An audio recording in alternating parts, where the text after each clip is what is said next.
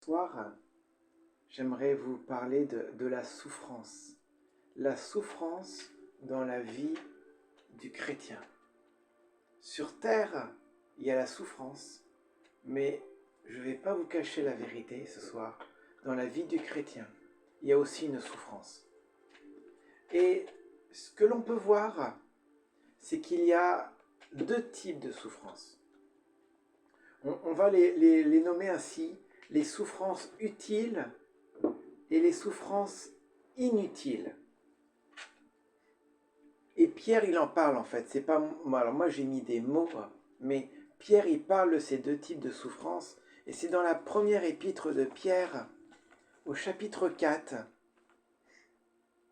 Première épître de Pierre au chapitre 4, les versets 14 à 16.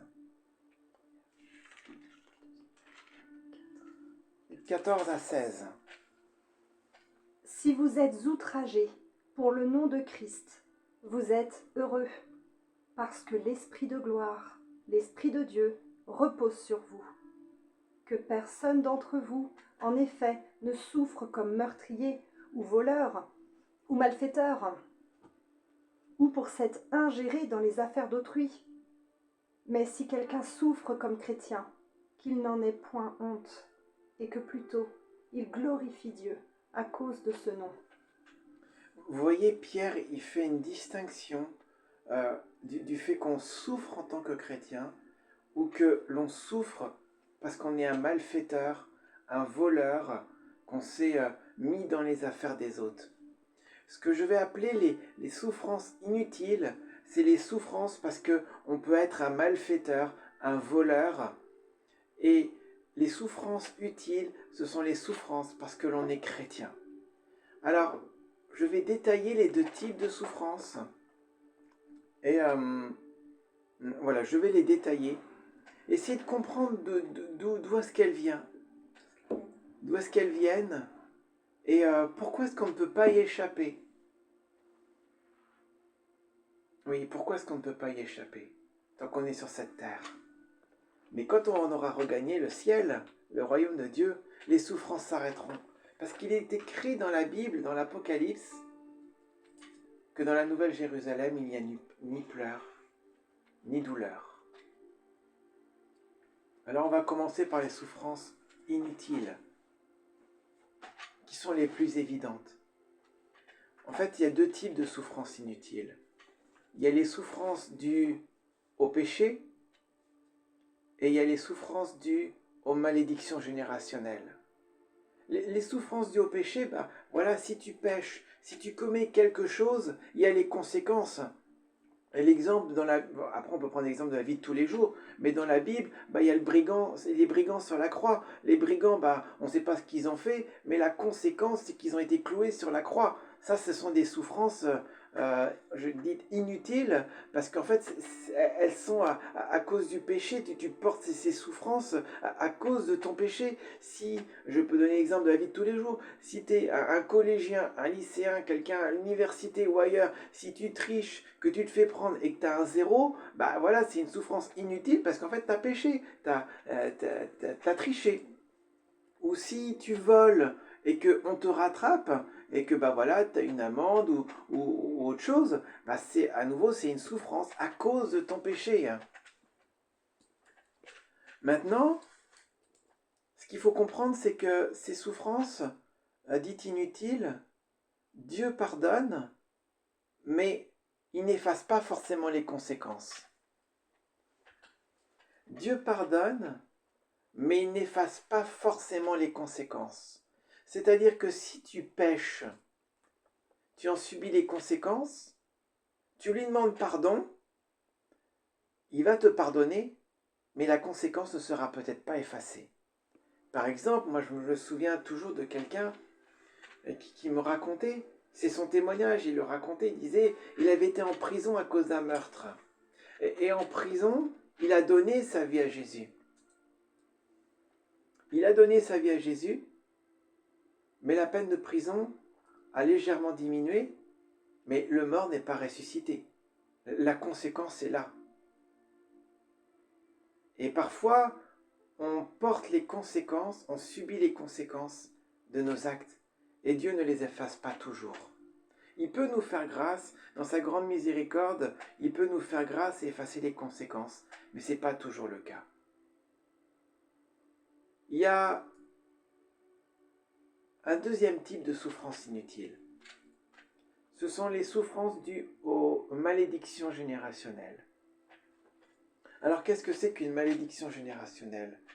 La Bible explique, la parole de Dieu explique, c'est une loi du monde spirituel, on ne peut pas passer à travers. C'est que on reçoit les héritages spirituels de nos parents, de nos grands-parents, de nos arrière-grands-parents, tout comme nous recevons les héritages physiques de nos parents. C'est-à-dire que si nos parents, on reçoit la moitié de l'ADN de notre père, la moitié de l'ADN de notre mère, du coup on ressemble à nos parents, et puis quand nos parents meurent, on reçoit leur héritage. On reçoit, je ne sais pas, une maison, un logement, une voiture, des livres, on reçoit cet héritage physique.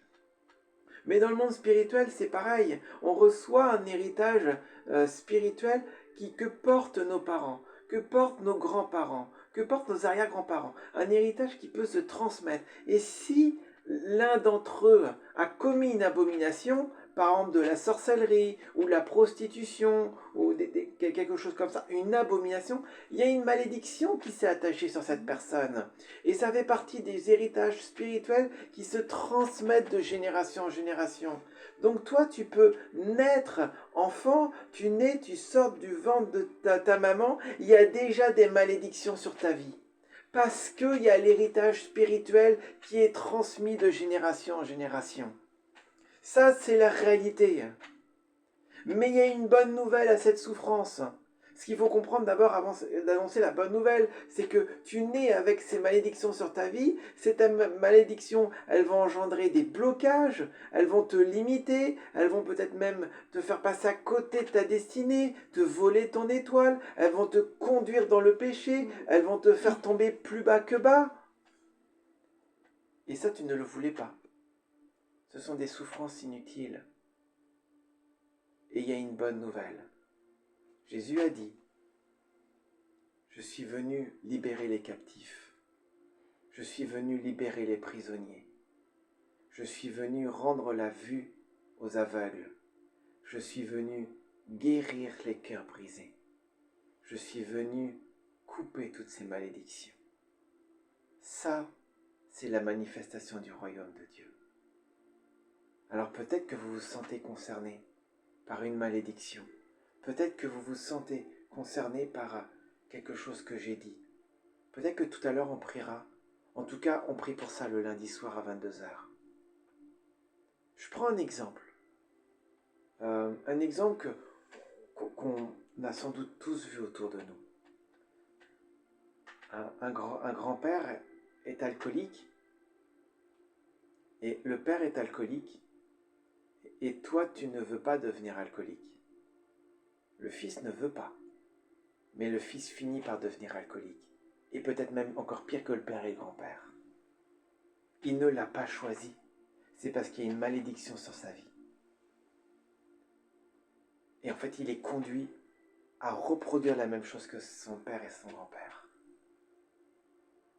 C'est pareil dans les familles où les divorces. Une grand-mère divorce, la mère divorce, la fille divorce, la petite-fille divorce. En fait, personne ne voulait divorcer. Mais la malédiction est là et elle court. Et elle court. Souffrance inutile. JB qui témoigne, j'ai fini par être alcoolique. JB, j'ai fini par être alcoolique. On priera peut-être pour toi, JB, tout à l'heure. Merci pour ta transparence. Ou alors rejoins-nous lundi à 22h. Lundi 22h, on priera pour ça. Merci pour ton témoignage, JB. Ça, ce sont les souffrances inutiles. Et on en a tous. Jésus est venu nous libérer des malédictions générationnelles. Et ces souffrances, elles peuvent disparaître. Par contre, le péché, Dieu ne peut pas nous empêcher de pécher. Mais quand il nous transforme de gloire en gloire, on pêche quand même de moins en moins. Et il nous fait passer à travers ces souffrances inutiles. Alors on va essayer de comprendre l'origine des souffrances. Pourquoi? Ça vient d'où? Alors pour comprendre, il faut se rappeler que on est un esprit avec une âme dans un corps. 3 en 1. Un esprit avec une âme dans un corps. Notre esprit est attiré par tout ce qui est spirituel. Notre nature charnelle est attirée par tout ce qui est dans le monde. Mais il ne faut pas oublier que le monde, c'est le diable qui règne sur le monde à l'heure actuelle. Dieu ne règne pas sur le monde, mais le royaume de Dieu arrive. Et il va finir par s'imposer sur le monde. Mais à l'heure actuelle, c'est le diable qui règne sur le monde. Et alors ce qui se passe, c'est que notre nature charnelle, lui, elle est attirée par le monde. Elle est attirée par le monde. Et le monde, il est sous l'influence du diable, sous l'influence du prince de l'air. Et c'est péché, c'est vanité. Et donc notre nature charnelle, elle est attirée par le péché. Laurent, viens lundi. On t'a lu, t'as une sclérose en plaques et un cancer, ça te fait du bien de nous écouter. Reste avec nous et viens lundi, on priera pour ta guérison.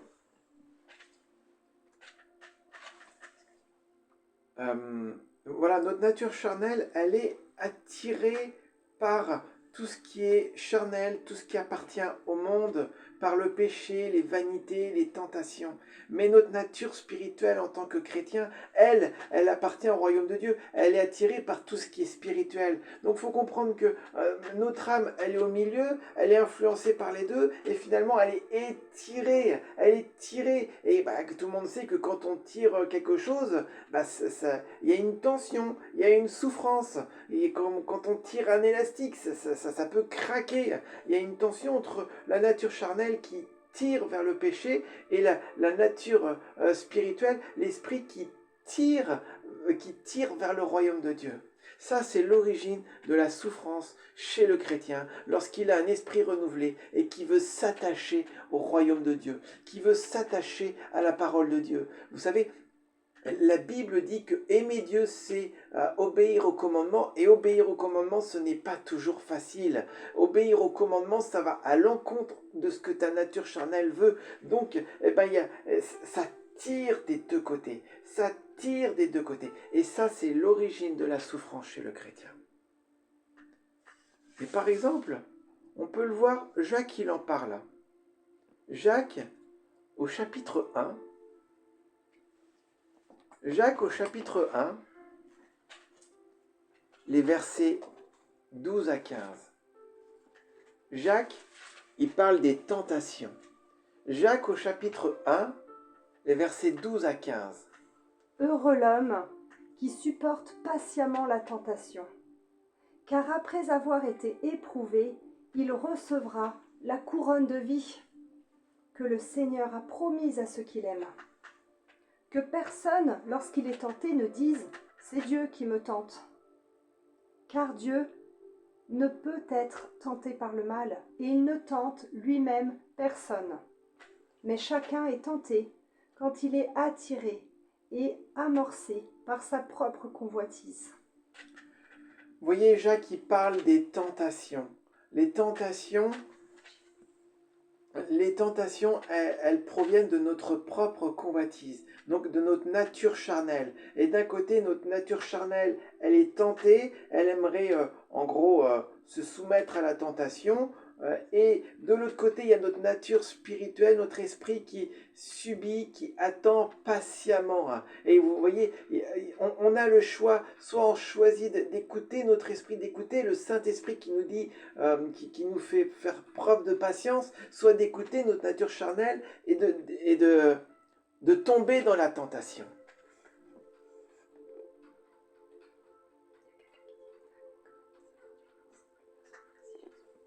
Ah, oui, quelqu'un nous dit qu'il était accro au cannabis, aujourd'hui il ne sent plus le besoin. Et dit merci Jésus. Merci Jésus. Seigneur. Merci pour cette libération du cannabis. Merci. Alors, Maintenant, on va voir les souffrances utiles, les souffrances du chrétien. Et il y en a un certain nombre. Il y a d'abord la première, ce qu'on appelle le châtiment. Alors le châtiment, on va le lire dans Hébreux 12, versets 5 à 10. Hébreux 12, versets 5 à 10. Le châtiment, c'est un mot qu'on ne veut pas forcément entendre, qu'on n'emploie pas beaucoup dans le milieu évangélique, et pourtant il est bien réel. Justement, j'ai pris des versets du Nouveau Testament pour pas qu'on me dise oui, c'était avant. Ah ben non, c'était pas que avant, hein. C'est encore aujourd'hui, il y a le châtiment. Et tout à l'heure, j'en ai parlé pendant le repas du Seigneur. Le châtiment qui nous donne la paix est tombé sur lui. Donc c'est dans Hébreux Au chapitre 12, versets 5 à 10. Versets 5 à 10. Et vous avez oublié l'exhortation qui vous est adressée comme à des fils. Mon fils, ne méprise pas le châtiment du Seigneur et ne perds pas courage lorsqu'il te reprend. Car le Seigneur châtie celui qu'il aime et il frappe de la verge tous ceux qu'il reconnaît pour ses fils. Supportez le châtiment.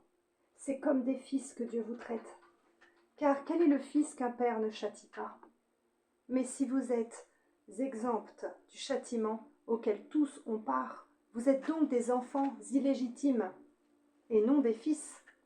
D'ailleurs, puisque nos pères selon la chair nous ont châtiés et que nous les avons respectés, ne devons-nous pas, à bien plus forte raison, nous soumettre au Père des esprits pour avoir la vie? Nos pères nous châtiaient pour peu de jours, comme ils le trouvaient bon. Mais Dieu nous châtie pour notre bien, afin que nous participions à sa sainteté. Alors vous voyez, Dieu, il nous châtie. Il nous châtie par amour. Et c'est là la subtilité. C'est qu'il nous châtie par amour.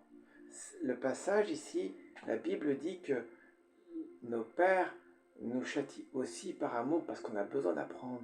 Mais Dieu le Père nous châtie aussi par amour parce qu'on a besoin d'apprendre afin que l'on puisse participer à sa sainteté. Amen. Ça, c'est l'amour du Père. C'est l'amour inconditionnel. Il préfère nous châtier pour qu'on ne retombe pas dans un péché.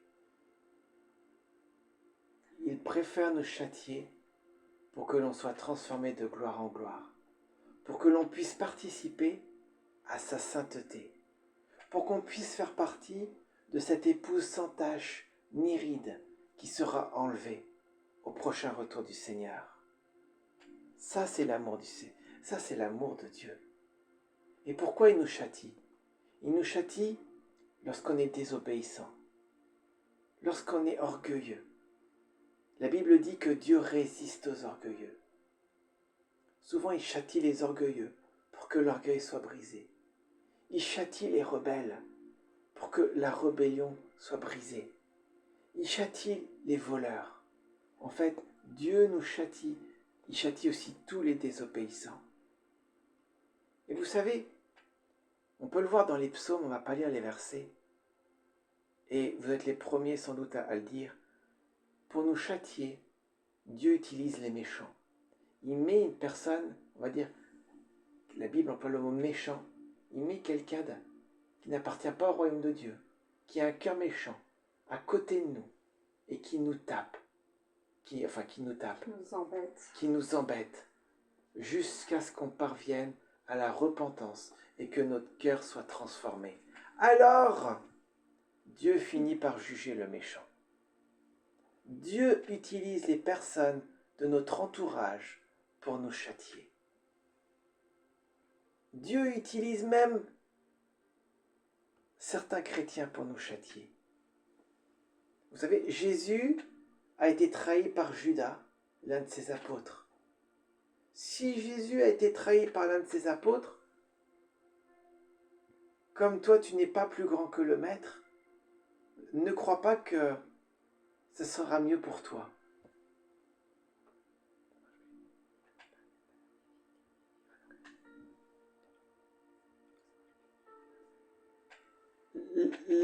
La deuxième type de souffrance, ce sont les épreuves. Alors on peut le lire dans la première épître de Pierre, au chapitre 1, les versets 6 à 9.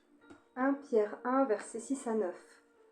C'est là ce qui fait votre joie, quoique maintenant, puisqu'il le faut, vous soyez attristés pour un peu de temps par diverses épreuves, afin que l'épreuve de votre foi, plus précieuse que l'or périssable, qui cependant est éprouvé par le feu, ait pour résultat la louange, la gloire et l'honneur lorsque Jésus-Christ apparaîtra.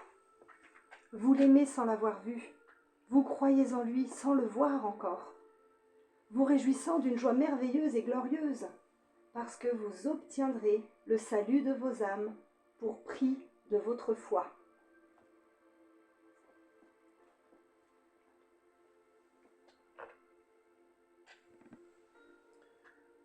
Là, ce que l'on voit, c'est qu'il y a l'épreuve, et c'est pour éprouver, pour fortifier notre foi. C'est important parce que vous savez, la seule chose qui peut nous rendre agréables à Dieu, c'est la foi. Ce n'est pas parce que tu vas guérir un malade, ce n'est pas parce que tu vas prophétiser, ce n'est pas parce que tu vas chasser un esprit, ce n'est pas parce que tu vas amener quelqu'un à la conversion, ce n'est pas parce que tu vas rendre témoignage, ce n'est pas parce que tu as un ministère que tu es agréable à Dieu.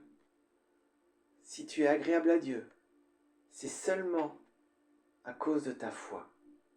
Et cette foi, la Bible, elle dit qu'elle peut être petite, qu'elle peut être grande, qu'elle peut être faible, qu'elle peut être forte. Et il y a des épreuves dans notre vie pour que cette foi devienne forte, qu'elle soit éprouvée. On va lire un autre passage dans la Bible qui dit exactement la même chose. C'est Jacques, au chapitre 1, les versets 2 et 4. Jacques 1, versets 2 et 4. À 4. 2 à 4. Mes frères, regardez comme un sujet de joie complète les diverses épreuves auxquelles vous pouvez être exposés, sachant que l'épreuve de votre foi produit la patience. Mais il faut que la patience accomplisse parfaitement son œuvre, afin que vous soyez parfaits et accomplis, sans faillir en rien. Si quelqu'un d'entre vous manque de sagesse, qu'il la demande à Dieu, qui donne à tous, simplement et sans reproche, et elle lui sera donnée. Vous voyez, l'épreuve de notre foi produit la patience, et la patience, comme il est dit, nous rend parfaits et accomplis. L'épreuve de notre foi. Ça, c'est une souffrance. Parce qu'il y a un exemple dans la Bible où il y a l'épreuve de la foi de quelqu'un. C'est tout un livre. C'est Job. Job, peut-être que certains ne le connaissent pas, c'est un livre dans la Bible qui parle en fait de l'épreuve de la foi de Job. Job, il est écrit au tout début de son livre qu'il était intègre et juste. Il n'était pas pécheur, sans doute qu'il commettait des péchés, ça reste un être humain, mais il n'avait pas de gros péchés, il était intègre et juste dans toutes ses voies. Et ce qui se passe, c'est qu'il va avoir une épreuve. Je ne vais pas rentrer dans quelle est cette épreuve, mais il va avoir une épreuve. Il va perdre. Job, il était riche, il avait une femme, il avait des enfants, et au cours de cette épreuve, il va perdre tout ce qu'il avait. Il va perdre tous ses animaux, ses finances, il va perdre ses enfants, il va lui rester que sa femme, mais sa femme, elle lui donne des mauvais conseils. Mais Job, il ne choisit pas de céder. Il attend patiemment que l'épreuve se termine. Et donc, il y a 40 chapitres dans Job. Et à la fin du livre de Job, à la fin de l'épreuve, il dit quelque chose. Il dit, mais j'avais entendu parler de toi, mais maintenant mon œil t'a vu. Il dit ça à Dieu. En fait, l'épreuve, la souffrance a conduit Job à rencontrer Dieu et à fortifier, à éprouver sa foi. Il aurait pu pécher. Sa femme lui disait, mais écoute, maudis Dieu et meurs. Non, Job, il n'a jamais voulu maudire Dieu. Parce qu'il savait que Dieu était là. Il savait que Dieu existe. Il savait en qui il croyait.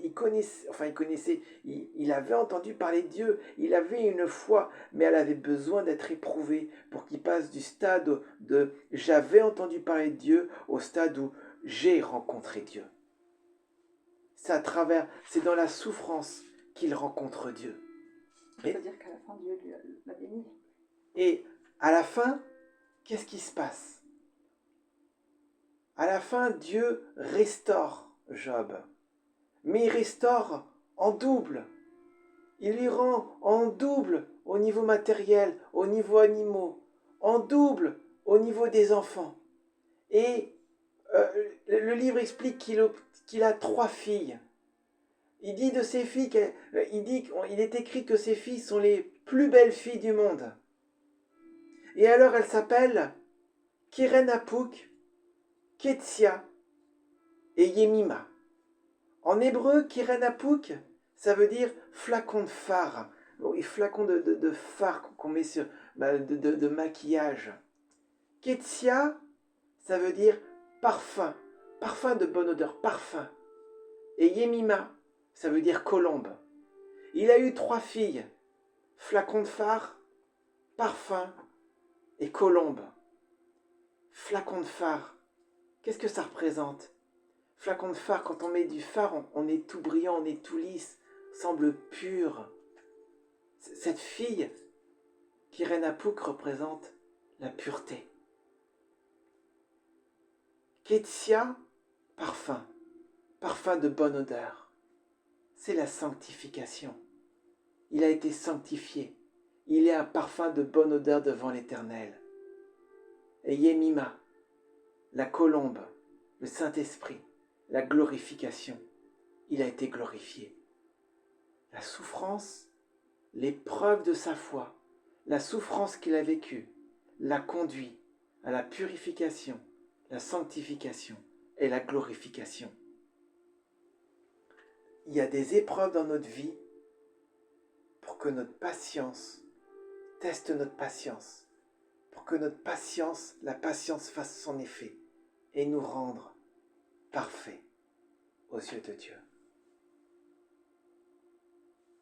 Alors, si toi tu es dans une épreuve, Jacques dit, dans ses pierres qui dit, réjouis-toi, car elle produit en toi un poids éternel de gloire. Elle te transforme la souffrance. Elle te transforme de gloire en gloire. Et j'y viendrai à la fin, afin que la gloire puisse s'installer sur toi. Vous savez, le prochain réveil, la gloire de Dieu va se manifester. La gloire de Dieu, c'est pas la présence de Dieu. La gloire de Dieu, c'est pas l'onction, c'est pas la manifestation, c'est la présence du Seigneur. Mais le Seigneur, il ne peut pas manifester sa présence si toi tu n'es pas sanctifié, si toi tu n'es pas préparé, tu ne le supporterais pas. L'épreuve de Job l'a rendu capable d'accueillir cette gloire qui revient, cette gloire qui revient. Je terminerai par cette gloire qui revient. Donc si tu es en épreuve, je sais que c'est difficile. Vous savez, on est tous passés par des épreuves. Je ne veux pas dire que ton épreuve, c'en est une facile comme les autres. On passe tous par des épreuves. Mais comme dit Pierre, réjouis-toi, car elle te rend capable d'accueillir cette gloire. Sois fortifié si tu es en épreuve.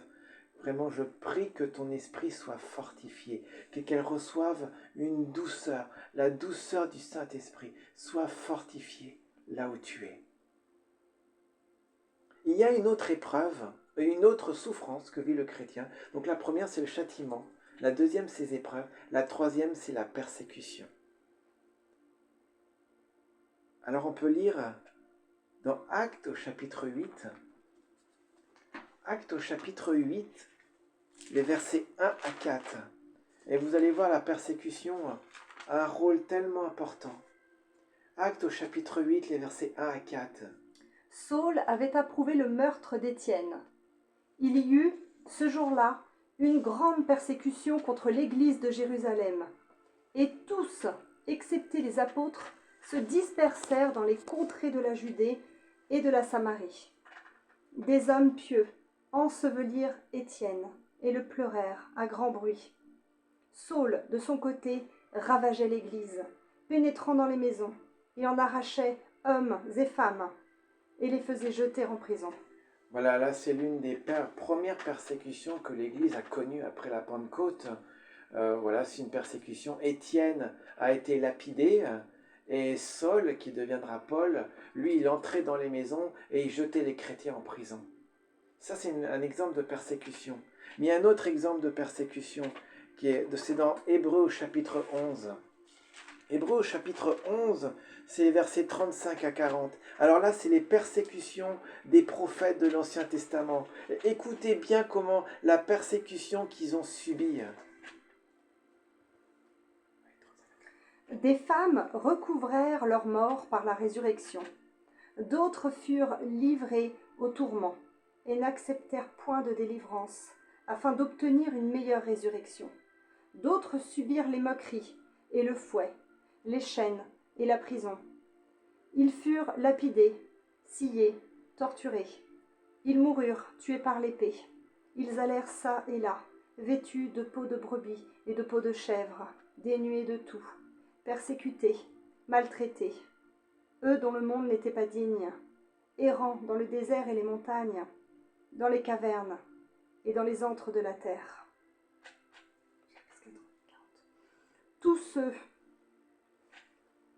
Tous ceux-là, à la foi desquels il a été rendu témoignage, n'ont pas obtenu ce qui leur était promis. Dieu, ayant en vue quelque chose de meilleur pour nous, afin qu'ils ne parviennent pas sans nous à la perfection. Vous avez vu ce qui est marqué? Les personnes de l'Ancien Testament, ils subirent les moqueries, le fouet, les chaînes et la prison. Ils furent lapidés, sciés, torturés, tués par l'épée. Ils allèrent çà et là, vêtus de peaux de brebis, persécutés, maltraités, errant dans les déserts et les montagnes, dans les cavernes et les antres de la terre. On est loin de l'image du chrétien d'aujourd'hui. Ils étaient certains prophètes, parce que là en fait on parlait de ceux qui avaient la foi dans l'Ancien Testament. Certains prophètes, c'est Ésaïe, on dit que Ésaïe, il a été scié dans le tronc d'un arbre. Jérémie, on a je ne sais pas combien de tortures dans le livre qu'il a écrit. Il a été jeté dans des citernes et mis à l'agonie. On dit qu'ils étaient errants çà et là, ils ne savaient même plus où habiter. Et pourquoi est-ce qu'ils étaient persécutés? Vous le savez pourquoi ils étaient persécutés? Parce que quand tu es chrétien, tu appartiens au royaume de Dieu, tu as changé de royaume. Le diable règne sur terre, il y a le royaume du diable, il y a le monde. Mais quand tu es chrétien, tu n'appartiens plus au monde, tu appartiens au royaume de Dieu. Tu es dans le monde, mais tu n'appartiens pas au monde. Et le monde te hait, il ne te supporte pas. Le diable ne te supporte pas. Et du coup, le monde ne te supporte pas. Le monde a envie de te voir mourir. C'est pourquoi ne cherche pas à plaire au monde. Ne cherche pas à t'insérer dans le monde. Oui, tu dois vivre. Oui, tu dois aller travailler. Oui, tu as une femme ou un mari. Oui, tu as des enfants qui vont à l'école. Mais ne crois pas que tu vas t'intégrer dans le monde parce que tu n'appartiens pas au monde. Le monde te déteste. Parce qu'il est sous l'emprise du diable qui te hait, qui ne te supporte pas. Mais parce que tous ces prophètes, et parce que tu as la foi, alors tu ne succomberas pas aux persécutions. Mais vous savez, la persécution, elle a quelque chose. Il faut comprendre que quand tu es persécuté, tu reçois des semences de mort. Mais toutes les semences de mort que tu reçois, que tu résistes, ce sont des semences de vie pour les autres, pour d'autres. Et je vais donner des exemples. Là, on a lu l'exemple d'Étienne. Étienne, il a été lapidé, mais ça a été une semence de vie pour Paul qui s'est converti et qui a été l'un des plus grands apôtres. La persécution d'Étienne n'était pas en vain. Ça a été une semence de vie pour Saul qui est devenu Paul. C'est un exemple que je donne souvent, mais il est tellement vrai. Il y a des siècles, en France, en Europe, on envoyait des évangélistes en Afrique. Ils partaient de Bretagne pour certains. Ils étaient formés pendant des années, formés dans le secret par le Seigneur. Et quand ils arrivaient en Afrique, ils le savaient. En Afrique, ils savaient très bien que leur espérance de vie était de 3 semaines au maximum. Pendant 10 ans, ils étaient formés, ils priaient. Et quand ils arrivaient en Afrique, le premier sorcier qui passait, ils le tuaient au bout de 3 semaines.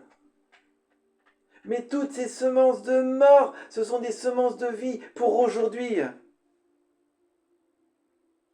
Aujourd'hui, l'Afrique est sans doute le continent le plus réveillé. On est à milieu de ce qui se passe en Afrique du Sud, au Nigeria ou en Côte d'Ivoire. Parce que toute la persécution, toutes ces semences de mort, a été des semences de vie. Ça, c'est un autre exemple que je vais raconter. C'est Flavius Joseph, un historien romain. C'est un historien romain, mais il était chrétien. Et dans tous ses livres, il raconte ce qu'il voyait en tant qu'historien. Et il disait, mais dans les arènes, on mettait les chrétiens étaient torturés, mangés par des lions. Semence de mort.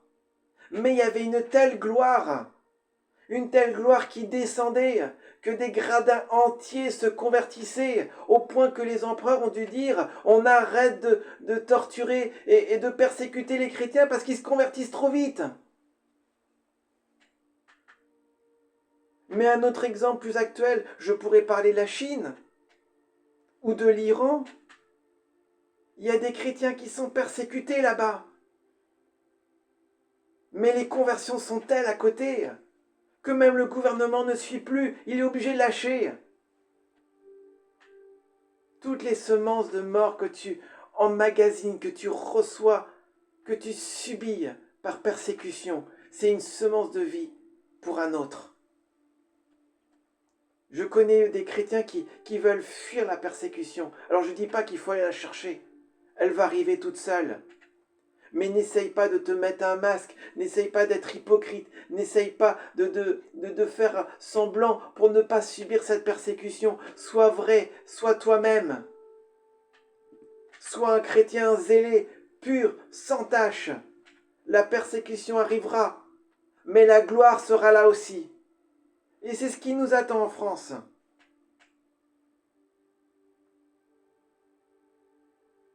Vous savez, le monde spirituel réagit au sacrifice.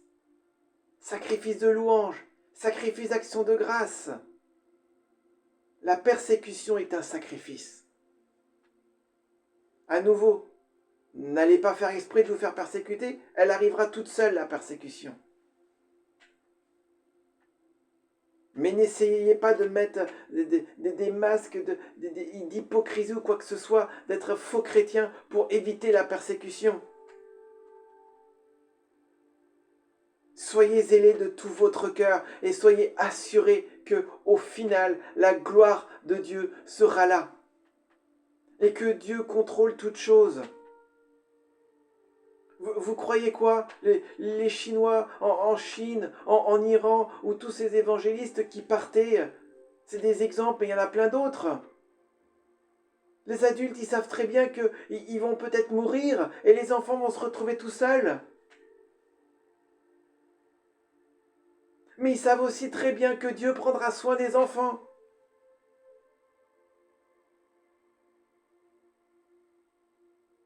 Mais ils préféraient leur Dieu à la vie d'aujourd'hui.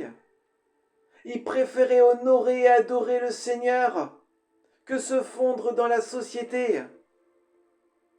Parce qu'ils savaient pleinement qu'ils n'étaient pas du monde et qu'ils recherchaient la cité céleste. Que la persécution te pousse à rechercher la cité céleste.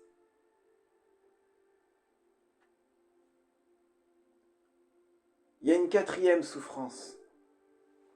C'est la communion aux souffrances de Christ. On va lire aussi dans 1 Pierre. Décidément, Pierre parle beaucoup de souffrances. Enfin, il a beaucoup subi lui aussi. 1 Pierre, au chapitre 4, le verset 1 et 2. 1 Pierre, au chapitre 4, versets 1 et 2. Ainsi donc, Christ ayant souffert dans la chair, vous aussi, armez-vous de la même pensée. Car celui qui a souffert dans la chair en a fini avec le péché, afin de vivre non plus selon les convoitises des hommes, mais selon la volonté de Dieu, pendant le temps qui lui reste à vivre dans la chair.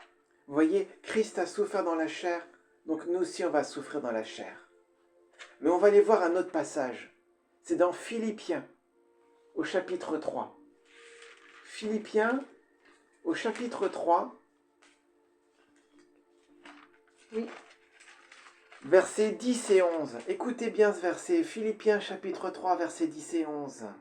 ainsi je connaîtrai Christ, et la puissance de sa résurrection, et la communion de ses souffrances, en devenant conforme à lui dans sa mort, pour parvenir, si je puis, à la résurrection d'entre les morts.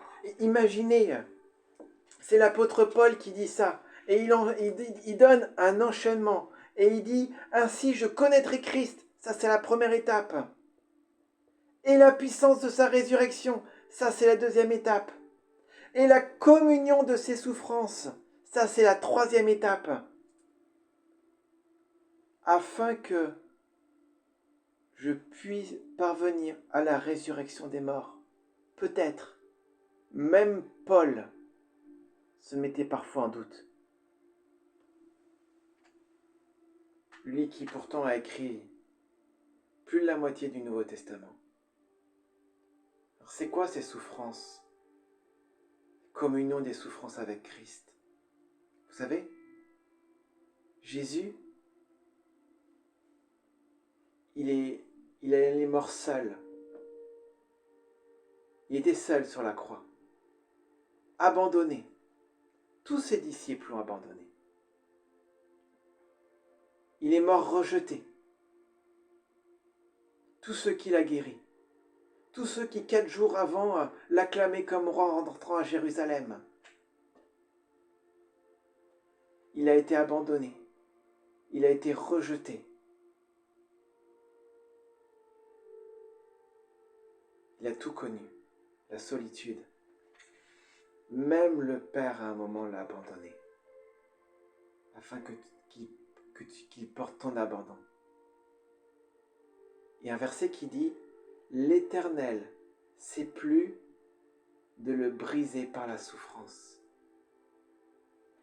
Vous savez, si Dieu l'a brisé par la souffrance, il nous brisera aussi par la souffrance, afin que l'on participe aux souffrances de Christ. S'il a été abandonné, ne te fais pas d'idée, tu risques d'être abandonné un jour. C'est dur l'abandon, je sais. S'il a été rejeté, tu seras rejeté.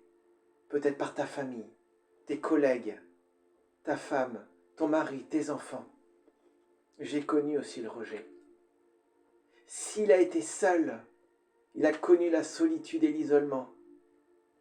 Tu connaîtras aussi la solitude et l'isolement. Job a été seul. Il n'avait que des amis qui lui disaient n'importe quoi. Les prophètes, ils étaient seuls. Noé, quand il a construit son arche, il était seul. Et tout le monde se moquait autour de lui.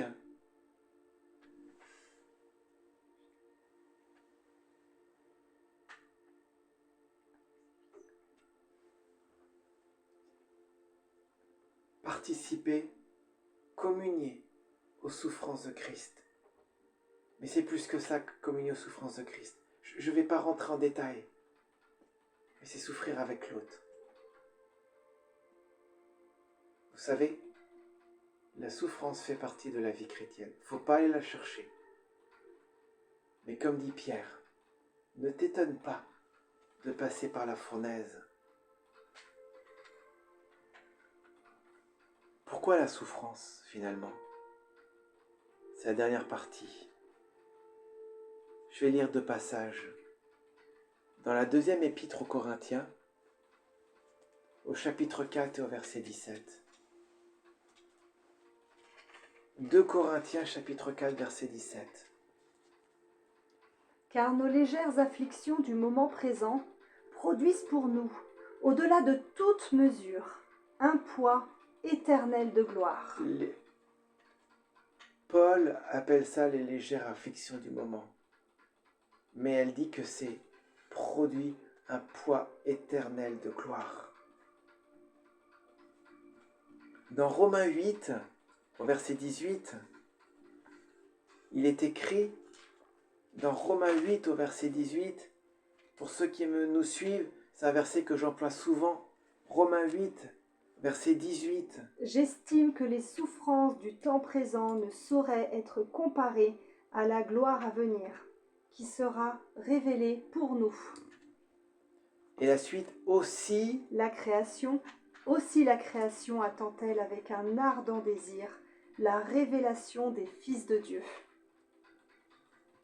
Car la création a été soumise à la vanité, non de son gré, mais à cause de celui qui l'a soumise, avec l'espérance qu'elle sera elle aussi affranchie de la corruption, pour avoir part à la liberté de la gloire des enfants de Dieu. Vous voyez, les légères afflictions, les souffrances, dans le même verset, il y a toujours le mot gloire. Il faut imaginer que les souffrances du temps présent ne sont pas comparables à la gloire à venir. Mais ça va au-delà. Quand on lit ce verset, on voit que la création, elle est soumise à la corruption à cause du péché, à cause d'Adam et Ève qui ont péché. Et la création, elle attend que les fils de Dieu soient révélés pour être elle aussi libérée de la corruption et participer à cette gloire qui vient. Et alors c'est quoi le mystère de la souffrance ? Le mystère de la souffrance, c'est qu'en fait, la souffrance, elle te rend capable d'accueillir la gloire qui vient. Vous savez, il y a trois prophètes majeurs dans la Bible. Il y a Ésaïe, il y a Jérémie et il y a Ézéchiel. Ils ont des particularités bien spéciales. Ésaïe, c'est vraiment sa particularité, c'est qu'il est à l'image de Dieu le Père. Jérémie, il souffre comme Christ. Mais Ézéchiel, tout le long d'Ézéchiel, il parle du temple du Saint-Esprit. Et dans Ézéchiel, on peut voir quelque chose. Le livre d'Ézéchiel commence par la gloire de Dieu. Cette gloire, il a une vision de la gloire de Dieu. Et la gloire de Dieu, elle s'installe dans le temple de Jérusalem. Et le livre se poursuit en dénonçant tous les péchés, toutes les abominations qui s'effectuent dans le temple de Jérusalem. Alors, la gloire, elle quitte le temple. Et les nations sont jugées. Il y a un grand jugement. Et le livre d'Ézéchiel se termine par la construction du nouveau temple. Et la gloire qui s'installe à l'intérieur. Mais vous savez qui c'est ce nouveau temple ? Vous êtes le temple du Saint-Esprit. Ce temple, c'est nous sommes ensemble le temple. Dieu se cherche une habitation. Dieu se cherche une épouse. La souffrance permet de te rendre un vase d'honneur, un vase capable d'accueillir la gloire de Dieu. C'est ça la raison de la souffrance. C'est par la souffrance que Dieu te transforme de gloire en gloire.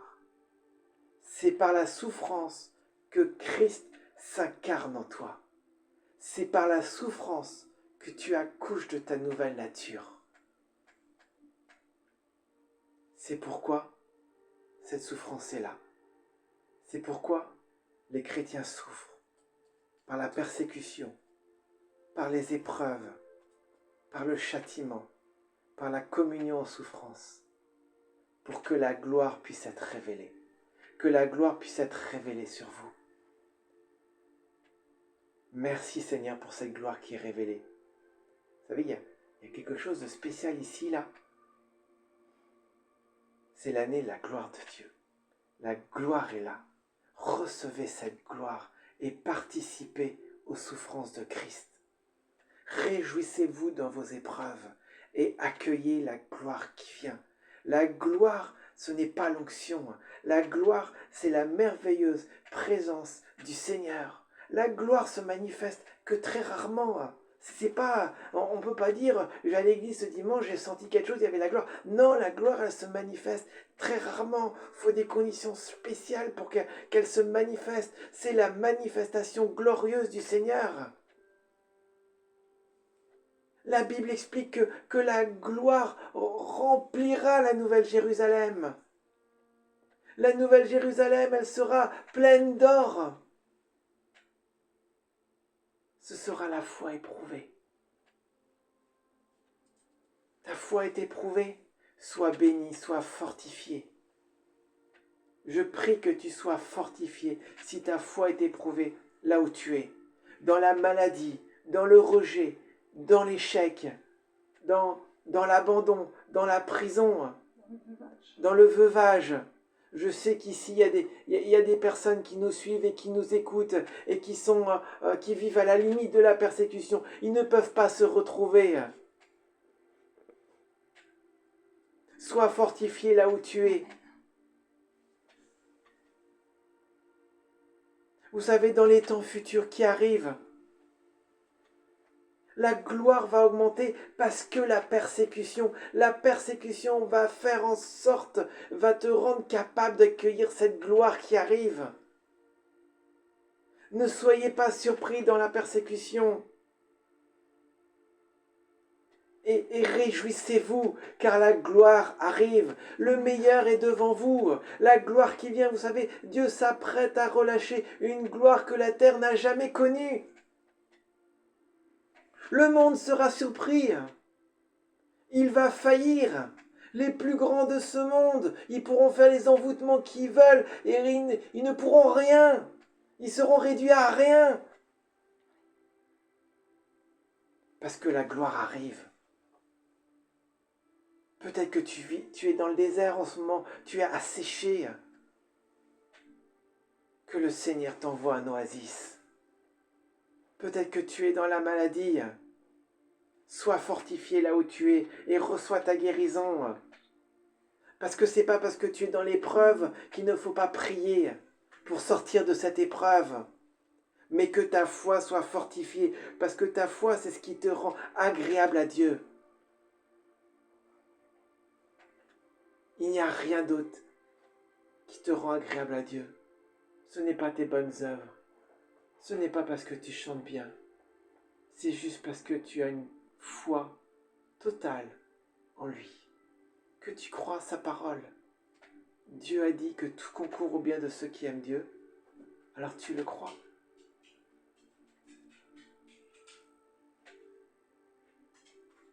Merci Jésus. Seigneur, je veux prier pour